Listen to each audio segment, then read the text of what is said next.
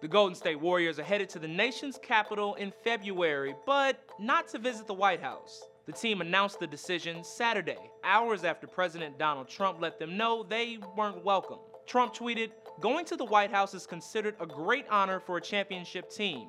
Stephen Curry is hesitating, therefore invitation is withdrawn." It's a long-standing tradition for NBA champions to visit the White House, but both Curry and fellow Warriors star player Kevin Durant have said they wouldn't go to celebrate their NBA title, even if they were invited. Trump's criticism of Curry came less than a day after a different complaint about a different league. Wouldn't you love to see one of these NFL owners, when somebody disrespects our flag, to say, "Get that son of a off the field right now, out, he's fired"? He doubled down on that statement Sunday, suggesting NFL fans boycott games if players continue to protest during the national anthem. Trump is facing a wave of backlash for those comments.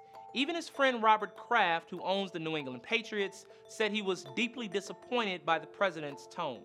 Instead of visiting the White House, the Warriors said they'll use their visit to the nation's capital to, quote, "celebrate equality, diversity, and inclusion."